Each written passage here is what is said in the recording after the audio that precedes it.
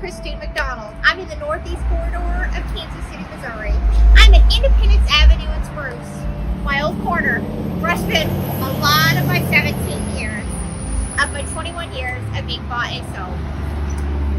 I wanted to share a couple stories because y'all know that's what I do. This corner had a lot of stories. One of the stories I'd like to share, 9/11, 9/11. I think that day impacted all of us in various capacities. I know it's a time that none of us will ever forget. I myself was standing on this corner. I stood here and it was like the streets were empty and I didn't know what was going on. I was waiting for someone to pick me up. I was standing up close, watching up and down the streets, and I'll never forget when I saw the truck. The truck turned the corner and it was my friend Brad. I was like, oh, it's a friendly face. He wasn't a trick. He wasn't a buyer. He was a really nice guy that would see us out here, and every once in a while he'd grab us a sandwich or take us to the thrift store to grab a change of clothes. I got in the truck and he's like, be quiet. I'm listening to the radio. I'm like, what? He says, don't you know what happened? I'm like, what? He says, we've been attacked. I was like, who's been attacked? He says, we don't know if it was terrorists. We don't know what has happened, and we don't know what will happen. I'm listening to the radio now. He handed me a $50 bill, and he turned and continued to drive. He turned up the radio, and the silence was deafening as I listened to the news broadcasting what had happened at the Twin Towers. Now, Brad had a beautiful home, an amazing career. He was really a nice guy. He said, you hungry? I said, I'm starving. He says, I'll grab you something to eat. You can get you a change of clothes.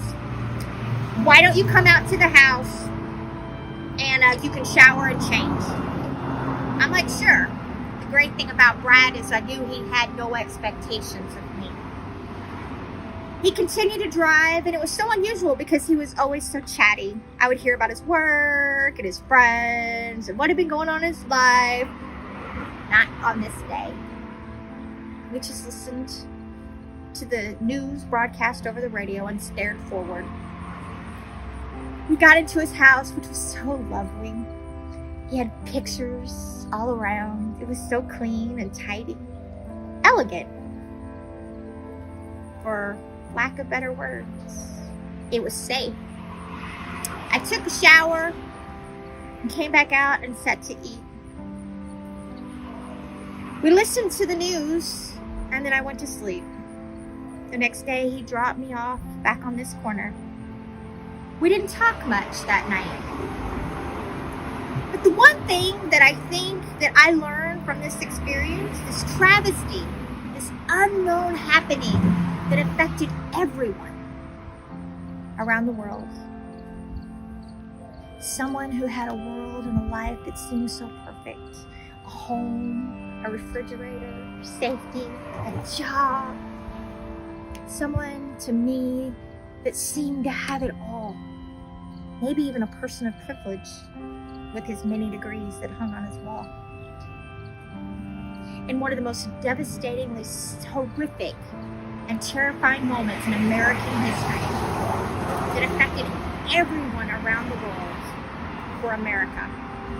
This man, with all of his haves, came and sought out someone like me, a have-not, a homeless, addicted, prostitute, dirty, hungry.